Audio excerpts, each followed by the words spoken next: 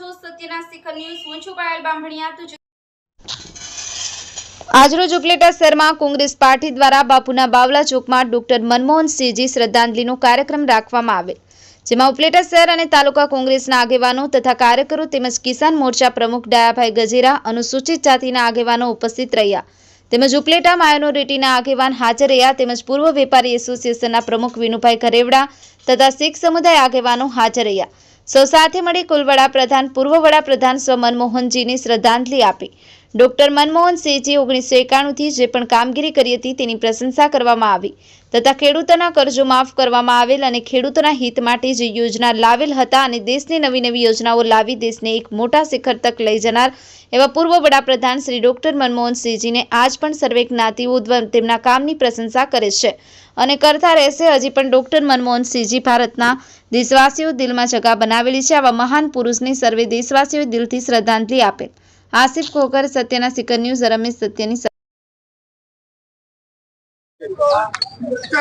26મી ડિસેમ્બરે આ દેશે એમને પનોતો પુત્ર અને આ દેશના પૂર્વ વડાપ્રધાન સ્વર્ગસ્થ મનમોહનસિંહજીને ગુમાવ્યા અને એમનું દુઃખ સમગ્ર ઉપલેટા શહેરને અને તાલુકાને હોય તેમની શ્રદ્ધાંજલિ દેવા માટેનો કાર્યક્રમ ઉપલેટા શહેર અને ઉપલેટા તાલુકા કોંગ્રેસના આગેવાનીમાં બાપુના બાવલા ચોકમાં આજે 4 થી 5 વાગ્યા સુધી રાખવામાં આવેલ હતો।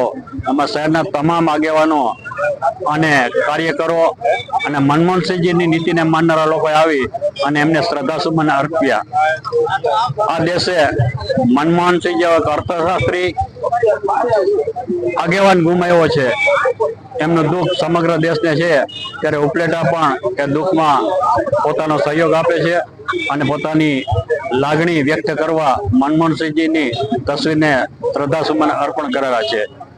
આ દેશે મનમોહનસિંહ જેવા નેતાને ગુમાવ્યા, તેમનું કોંગ્રેસના તો આગેવાન હતા જ અને કોંગ્રેસને તો દુઃખ હોય, પણ વિરોધ પક્ષોએ પણ એમની નીતિ રીતિઓને વખાણી છે અને એમને શ્રદ્ધાંજલિ આપી છે।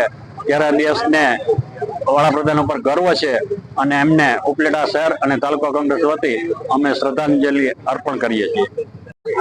જય માતાજી, જય ભારત, જય હિન્દ। મારું નામ છે શનિસિંહ દુધાણી, બધા મને પાજી નામથી ઓળખે છે અને હું લોકગાયક છું। અને આજે કોંગ્રેસ પાર્ટી તરફથી જે આપણા પૂર્વ વડાપ્રધાન મનમોહનસિંહજીનું જે દુઃખદ અવસાન થયું, જે પોતાના કાળાકાળ દરમિયાન ઘણા એવા બધા લોક કાર્ય કર્યા અને ઘણા બધા એવા કાર્ય કર્યા કે જેને આપણે યાદ કરી અને એ આપણી યાદોમાં સદાય માટે અમર રહેશે। मरता नहीं है वो इंसान जो दूसरों के काम आता है, मरता नहीं है वो इंसान जो दूसरों के काम आता है।